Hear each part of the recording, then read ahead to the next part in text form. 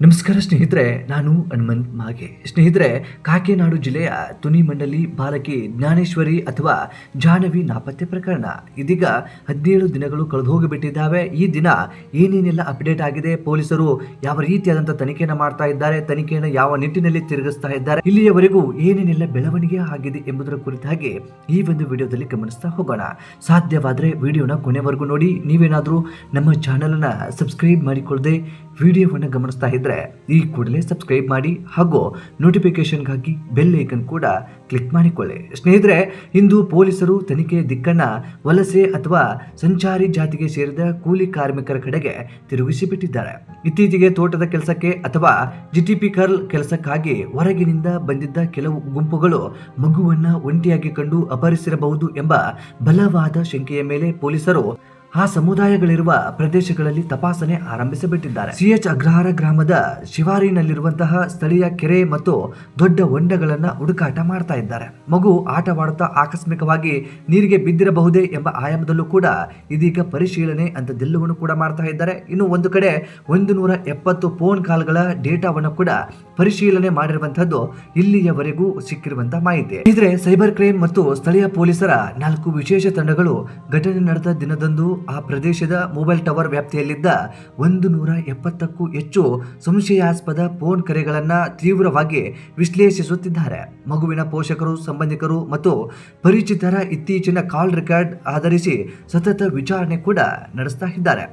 ಇನ್ನು ಪೊಲೀಸ್ ಇಲಾಖೆಯು ಹನುಮಾನ್ ಟೀಮ್ ಸಹಯೋಗದೊಂದಿಗೆ ಹಗಲು ರಾತ್ರಿ ಅನ್ನದೇ ಕೆಲಸವನ್ನ ಮಾಡ್ತಾ ಇದ್ದಾರೆ. ಈ ಎಲ್ಲದರ ನಡುವೆ ಥರ್ಮಲ್ ಡ್ರೋನ್ ಕ್ಯಾಮೆರಾಗಳನ್ನ ಬಳಸಿ ಇಂಚಿಂಚು ಜಾಗವನ್ನ ಪರಿಶೀಲನೆ ಕೂಡ ಮಾಡ್ತಾ ಇದ್ದಾರೆ.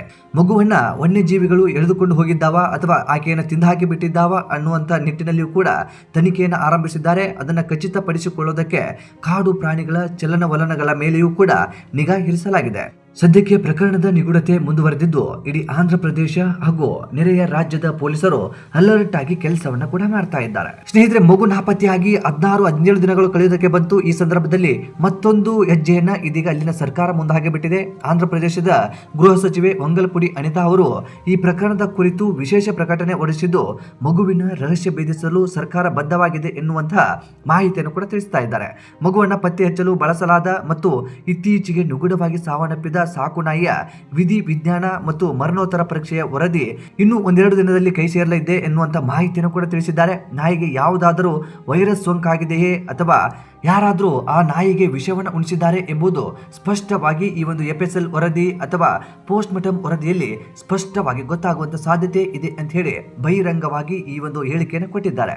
ಇನ್ನು ಪಾಮಾಯಿಲ್ ತೋಟದ ಕೆಲಸಕ್ಕಾಗಿ ಇತ್ತೀಚೆಗೆ ನೆರೆ ರಾಜ್ಯಗಳಿಂದ ಅಥವಾ ಆಂಧ್ರದ ಇತರೆ ಜಿಲ್ಲೆಗಳಿಂದ ಬಂದಿದ್ದ ವಲಸೆ ಕಾರ್ಮಿಕರ ಹಿನ್ನೆಲೆಯನ್ನ ಪೊಲೀಸರು ಜಾಲಾಡ್ತಾ ಇದ್ದಾರೆ. ಘಟನೆ ನಡೆದ ದಿನದ ನಂತರ ಹಠಾತ್ ಆಗಿ ಊರು ಬಿಟ್ಟು ಹೋದ ಕೆಲವು ಕಾರ್ಮಿಕರ ಪಟ್ಟಿಯನ್ನು ಕೂಡ ಸಿದ್ಧಪಡಿಸಲಾಗಿದೆ. ಪೊಲೀಸರ ತನಿಖೆಯಲ್ಲಿ ಮತ್ತೊಂದು ಹೊಸ ಶಂಕೆಯೂ ಕೂಡ ಮೂಡಿದೆ. ಅರಣ್ಯ ಪ್ರದೇಶದಲ್ಲಿ ಕಾಡು ಹಂದಿ ಅಥವಾ ಇತರ ವನ್ಯಜೀವಿಗಳನ್ನ ಬೇಟೆಯಾಡಲು ಸ್ಥಳೀಯ ಬೇಟೆಗಾರರು ವಿದ್ಯುತ್ ತಂತಿ ಬೇಲಿಗಳನ್ನ ಅಕ್ರಮವಾಗಿ ಅಳವಡಿಸ್ತಾ ಇದ್ದಾರೆ. ಆಟವಾಡುತ್ತಾ ಹೋದ ಮಗು ಆಕಸ್ಮಿಕವಾಗಿ ಈ ವಿದ್ಯುತ್ ತಂತಿ ತಗುಲಿ ಮೃತಪಟ್ಟಿರಬಹುದು ಮತ್ತು ಸಿಕ್ಕಿ ಬೀಳುವ ಭಯದಿಂದ ಬೇಟೆಗಾರರು ಸಾಕ್ಷಿನಾಶ ಪಡಿಸಲು ಮಗುವಿನ ದೇಹವನ್ನು ಬೇರೆ ಕಡೆಗೆ ಸಾಗಿಸಿರಬಹುದು ಎಂಬ ಕೋಣದಲ್ಲೂ ಕೂಡ ತನಿಖೆ ಆರಂಭವಾಗಿ ಬಿಟ್ಟಿದೆ. ಇನ್ನು ಪೆದ್ದಾಪುರಂ DSP ಮತ್ತು ತುನಿ ಗ್ರಾಮದ ಸಿಐ ನೇತೃತ್ವದ ವಿಶೇಷ ತಂಡಗಳು ಪ್ರಕಟಣೆ ನೀಡಿದ್ದು ಮಗು ನಾಪತ್ತೆಯಾದ ತೋಟದ ಸುತ್ತಮುತ್ತಲಿನ 50 ಎಕರೆ ವ್ಯಾಪ್ತಿಯಲ್ಲಿರುವ ಎಲ್ಲಾ ಕೃಷಿ ಹೊಂಡಗಳು, ಪಾಳು ಬಿದ್ದ ಬಾವಿಗಳು ಮತ್ತು ಕೆರೆಗಳನ್ನ ಮುಳುಗು ತಜ್ಞರ ಸಹಾಯದೊಂದಿಗೆ ಸಂಪೂರ್ಣವಾಗಿ ತಪಾಸಣೆ ಮಾಡ್ತಾ ಇರುವಂತದ್ದು ಇದೀಗ ಸ್ಪಷ್ಟವಾಗಿ ಗೊತ್ತಾಗ್ತಾ ಇದೆ. ಇನ್ನು ಮಗುವಿನ ತಾಯಿ ಭವಾನಿ ಅವರು ವ್ಯಕ್ತಪಡಿಸಿದ ಕೌಟುಂಬಿಕ ಕಾರು ವಿವಾದದ ಹಿನ್ನೆಲೆಯಲ್ಲಿ ಪೊಲೀಸರು ಪೋಷಕರ ಆಪ್ತ ಸಂಬಂಧಿಗಳನ್ನ ಸತತ 3 ದಿನಗಳಾದರೂ ಕೂಡ ಅವರನ್ನ ವಿಚಾರಣೆಗೆ ಒಳಪಡಿಸ್ತಾ ಇದ್ದಾರೆ. ಕುಟುಂಬಸ್ಥರ ಮೊಬೈಲ್ ಲೊಕೇಶನ್ಗಳು ಮತ್ತು ಘಟನೆ ನಡೆದ ಸಮಯದ ಕರೆಗಳ ವಿವರವನ್ನು ಕೂಡ ತನಿಖಾಧಿಕಾರಿಗಳು ಕ್ರಾಸ್ ಚೆಕ್ ಮಾಡ್ತಾ ಇದ್ದಾರೆ. ಇದಿಷ್ಟು ಕಳೆದ 24 ಗಂಟೆಯಲ್ಲಿ ಆದಂತ ಬದಲಾವಣೆ. ಒಂದು ಕಡೆ ಯಾರಾದ್ರೂ ವಲಸೆ ಬಂದಂತವರು ಅಥವಾ ಈ ಕಾಡು ಜನಗಳು ಆ ಮಗುವನ್ನು ಎಸ್ಕೇಪ್ ಮಾಡಿದ್ರ ಅನ್ನುವ ನಿಟ್ಟಿನಲ್ಲಿ ತನಿಖೆ ಆರಂಭವಾಗ್ತಾ ಇದೆ. ಜೊತೆಗೆ ಅಲ್ಲಿ ಕಾಡು ಪ್ರಾಣಿಗಳನ್ನ ಭೇಟಿ ಆಡೋದಕ್ಕೆ ಯಾರಾದ್ರೂ ತಂತಿ ಬೇಲಿಗಳು ಅಥವಾ ಕರೆಂಟ್ ಗಳನ್ನ ಮಾಡಿರುವಂತವ್ರು ಮಗು ಆ ತಂತಿಗೆ ತಗಲಿ ಸಾವನ್ನಪ್ಪಿರಬಹುದು. ಅದನ್ನ ಸಾಕ್ಷಿ ನಾಶ ಪಡಿಸೋದಕ್ಕೆ ಏನಾದ್ರೂ ಹೀಗೆ ಆ ಮಗುವಿನ ದೇಹವನ್ನು ಬೇರೆ ಕಡೆಗೆ ಶಿಫ್ಟ್ ಮಾಡಿಬಿಟ್ರ ಅನ್ನುವ ನಿಟ್ಟಿನಲ್ಲಿಯೂ ಕೂಡ ತನಿಖೆ ಆರಂಭವಾಗ್ತಾ ಇದೆ.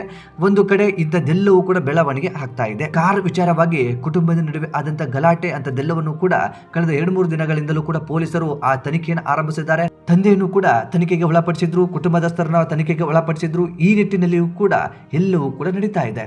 ಇನ್ನು ನಾಯಿ ಸಾವನ್ನಪ್ಪಿದ್ದ ನಂತರ ಪೋಸ್ಟ್ ಮಾರ್ಟಮ್ ವರದಿಯೂ ಕೂಡ ಲಭ್ಯವಾಗಿರಲಿಲ್ಲ. ಕಳೆದ 2-3 ದಿನದಿಂದ ಎಲ್ಲರೂ ಕೂಡ ಪೋಸ್ಟ್ ಮಾರ್ಟಮ್ ರಿಪೋರ್ಟ್ ಬರುತ್ತೆ ಅಂತೇಳಿ ಕಾಯ್ತಾ ಇದ್ರು. ಆದರೆ ತಡವಾಗಿ ಆ ಒಂದು ಪೋಸ್ಟ್ ಮಾರ್ಟಮ್ ವರದಿ ಬರುತ್ತೆ ಅನ್ನೋದು ಈಗ ಸ್ಪಷ್ಟವಾಗಿ ಗೊತ್ತಾಗಿದೆ. ಇನ್ನೆರಡು ದಿನ ಅಥವಾ 1 ದಿನದಲ್ಲಿ ಆ ಪೋಸ್ಟ್ ಮಾರ್ಟಮ್ ವರದಿ ಪೊಲೀಸರ ಕೈ ಸೇರುವಂತಹ ಸಾಧ್ಯತೆ ಇದೆ. ಒಟ್ಟಾರೆಯಾಗಿ 17 ದಿನಗಳು ಕಳೆದು ಹೋಗಿದ್ದಾವೆ. 17 ದಿನಗಳು ಕಳೆದು ಹೋದ ನಂತರ ಮಗುವಿನ ಬಗ್ಗೆ ಯಾವುದೇ ರೀತಿಯಾದಂತಹ ಸುಳಿವು ಇದುವರೆಗೂ ಕೂಡ ಸಿಕ್ಕಿಲ್ಲ ಅನ್ನೋದೇ ಒಂದು ದೊಡ್ಡ ನೋವಿನ ಸಂಗತಿ ಆಗಿಬಿಟ್ಟಿದೆ. ಇತ್ತ ಮಗುವನ್ನ ಕಳೆದುಕೊಂಡಿರುವಂತಹ ತಾಯಿಯ ನೋವು ನಿಜಕ್ಕೂ ಯಾರಿಗೂ ಕೂಡ ಬೇಡ ಅಂತ ಅನಿಸ್ಬಿಡುತ್ತೆ.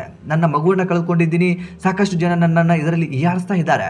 ಮಗು ಕಳೆದುಕೊಂಡಿದ್ದೀನಿ ಅನ್ನುವ ನಿಟ್ಟಿನಲ್ಲಿ ಸಾಕಷ್ಟು ದುಡ್ಡು ಮಾಡ್ತಾ ಇದ್ದಾಳೆ, ಜನಗಳ ಪರಿಚಯ ಮಾಡ್ಕೊಳ್ತಾ ಇದ್ದಾಳೆ, ಹಾಗೆ ಹೀಗೆ ಅಂತ ಹೇಳಿ ಸಾಕಷ್ಟು ಜನ ನನ್ನನ್ನು ದೂರ್ತಾ ಇದ್ದಾರೆ ಅನ್ನುವಂಥ ರೀತಿಯಲ್ಲಿ ಆ ತಾಯಿ ಕಣ್ಣೀರನ್ನ ಹಾಕ್ತಾ ಇದ್ದಾಳೆ. ಸ್ನೇಹಿತರೆ, ಎಂತಹ ಒಂದು ಕೊಳಕು ಮನಸ್ಥಿತಿ ಜನಗಳಿದ್ದಾರೆ, ಏನೆಲ್ಲ ಮಾತನಾಡ್ತಾರೆ, ಯಾವ ಸಂದರ್ಭದಲ್ಲಿ ಏನು ಮಾತನಾಡಬೇಕು ಅನ್ನುವಂಥ ಪರಿಜ್ಞಾನವೂ ಇಲ್ಲದಿರುವಂಥ ಸಮಾಜದಲ್ಲಿ ನಾವೆಲ್ಲರೂ ಕೂಡ ಬದುಕ್ತಾ ಇದ್ದೀವಿ. ಇದನ್ನ ಏನು ಕೂಡ ಮಾಡೋದಕ್ಕಾಗೋದಿಲ್ಲ.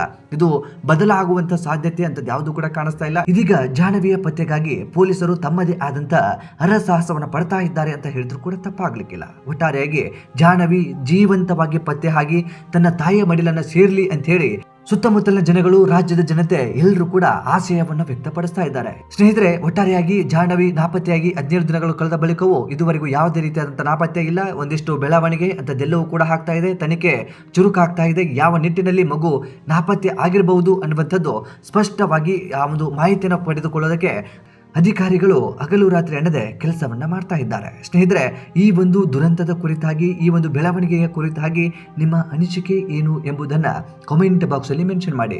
ಆದಷ್ಟು ಈ ವಿಡಿಯೋನ ನಿಮ್ಮ ಸ್ನೇಹಿತರಿಗೂ ಕೂಡ ಶೇರ್ ಮಾಡಿ. ಚಾನೆಲ್ನ ಸಬ್ಸ್ಕ್ರೈಬ್ ಮಾಡಿಕೊಳ್ಳದೆ ವಿಡಿಯೋವನ್ನು ಗಮನಿಸ್ತಾ ಇದ್ರೆ ಈ ಕೂಡಲೇ ಸಬ್ಸ್ಕ್ರೈಬ್ ಮಾಡಿ ಹಾಗೂ ಬೆಲ್ ಐಕನ್ ಕೂಡ ಕ್ಲಿಕ್ ಮಾಡಿಕೊಳ್ಳಿ. ಆದಷ್ಟು ಈ ವಿಡಿಯೋನ ನಿಮ್ಮ ಸ್ನೇಹಿತರಿಗೆ ಶೇರ್ ಮಾಡಲೇಬೇಕು. ಯಾಕೆ ಅಂತಂದ್ರೆ ಮಕ್ಕಳು ಇದ್ದಂಥವರು ಅಥವಾ ಈ ಪೋಷಕರಾದಂಥವರಿಗೆ ಈ ವಿಡಿಯೋನ ಶೇರ್ ಮಾಡೋದ್ರಿಂದ ಅವರುಗಳು ಕೂಡ ಈ ದುರಂತವನ್ನ ಕೇಳಿಬಿಟ್ಟು ಮಕ್ಕಳು ಹೇಗೆ ಬೇಕಾದರೂ ಮಿಸ್ ಆಗಬಹುದು ಅನ್ನೋ ಕಾರಣಕ್ಕೆ ಎಚ್ಚೆತ್ತುಕೊಳ್ಳಬಹುದು. ಆ ಕಾರಣದಿಂದಾಗಿ ಈ ವಿಡಿಯೋನ ಪೋಷಕರಾದಂತಹ ನಿಮ್ಮ ಸ್ನೇಹಿತರಿಗೆ ಈ ಕೂಡಲೇ ಶೇರ್ ಮಾಡಿ. ಸ್ನೇಹಿತರೆ, ಈ ದುರಂತದಿಂದ ನಾವೆಲ್ಲರೂ ಕೂಡ ಅರ್ಥ ಮಾಡಿಕೊಳ್ಳಬೇಕಾಗಿರುವಂತದ್ದು ಏನು ಅಂತಂದ್ರೆ, ಇಲಾಖೆಗಳು ಎಷ್ಟೇ ಎಚ್ಚರಿಕೆಯಿಂದ ಅಥವಾ ಎಷ್ಟೇ ಜಾಗರೂಕರಾಗಿ ಕೆಲಸವನ್ನ ಮಾಡೋದಕ್ಕೆ ಮುಂದಾದರೂ ಕೂಡ ನಮ್ಮ ಪೋಷಕರಾದಂಥವರಿಗೆ ಒಂದಿಷ್ಟು ಪರಿಜ್ಞಾನ ಅಂತದೆಲ್ಲವೂ ಕೂಡ ಇರಬೇಕಾಗತ್ತೆ. ಮಕ್ಕಳ ಬಗ್ಗೆ ಜವಾಬ್ದಾರಿ, ಕಾಳಜಿ ಅಂತದೆಲ್ಲವೂ ಕೂಡ ಇರಬೇಕಾಗುತ್ತೆ. ನಾವು ಮಾಡುವಂತಹ ನಿರ್ಲಕ್ಷ್ಯತನ ಅಥವಾ ಬೇಜವಾಬ್ದಾರಿಯಿಂದ ಇಂತಹ ದುರಂತಗಳೇ ನಡೆದು ಹೋಗಿ ಬಿಡ್ತಾವೆ. ಹಾಗಾಗಿ ಪೋಷಕರು ಎಚ್ಚೆತ್ತುಕೊಳ್ಳಿ. ಈ ಇಲಾಖೆಯವರಾಗಿರ್ಬೋದು, ಪೊಲೀಸ್ ಅಧಿಕಾರಿಗಳಾಗಿರ್ಬೋದು ಅಥವಾ ಸರ್ಕಾರ ಆಗಿರಬಹುದು, ಅದೇನೇ ಪರಿಹಾರವನ್ನು ಘೋಷಣೆ ಮಾಡಬಹುದು ಅಥವಾ ಅದೇನೇ ಎಚ್ಚರಿಕೆಯನ್ನು ನೀಡಬಹುದು, ಅದೇನೇ ಕೆಲಸವನ್ನು ಮಾಡೋದಕ್ಕೂ ಕೂಡ ಮುಂದಾಗಬಹುದು. ಆದರೆ ಒಂದು ಬಾರಿ ಪೋಷಕರು ಯಾಮಾರಿ ಬಿಟ್ಟರೆ, ಒಂದು ಬಾರಿ ನಿರ್ಲಕ್ಷ್ಯವನ್ನು ತೋರಿಬಿಟ್ರೆ ಇಂತಹ ದುರಂತಗಳು ನಡೆದು ಹೋಗಿಬಿಡ್ತವೆ. ನಿಮ್ಮ ಮಕ್ಕಳನ್ನು ಕಳೆದುಕೊಂಡು ಬಾಯಿ ಬಡ್ಕೊಳ್ಳುವಂಥ ಪರಿಸ್ಥಿತಿ ನಿಮ್ಮೆಲ್ಲರಿಗೂ ಕೂಡ ಬಂದು ಬಿಡಬಹುದು. ಹಾಗಾಗಿ ಪೋಷಕರು ಎಚ್ಚೆತ್ತುಕೊಳ್ಳಿ. ಸ್ನೇಹಿತರೆ, ಈ ಕುರಿತಾಗಿ ನಿಮ್ಮ ಅನಿಸಿಕೆಯನ್ನು ಕಾಮೆಂಟ್ ಮಾಡಿ. ಆದಷ್ಟು ಈ ವಿಡಿಯೋನ ನಿಮ್ಮ ಸ್ನೇಹಿತರಿಗೂ ಕೂಡ ಶೇರ್ ಮಾಡಿ. ಚಾನಲ್ನ ಸಬ್ಸ್ಕ್ರೈಬ್ ಮಾಡಿಕೊಳ್ಳದೆ ವಿಡಿಯೋವನ್ನು ಗಮನಿಸಿದ್ರೆ ಈ ಕೂಡಲೇ ಸಬ್ಸ್ಕ್ರೈಬ್ ಮಾಡಿ ಹಾಗೂ ಬೆಲ್ ಐಕನ್ ಕೂಡ ಕ್ಲಿಕ್ ಮಾಡಿಕೊಳ್ಳಿ. ಮತ್ತೆ ಮುಂದಿನ ವಿಡಿಯೋದಲ್ಲಿ ಸಿಗೋಣ. ನಮಸ್ಕಾರ.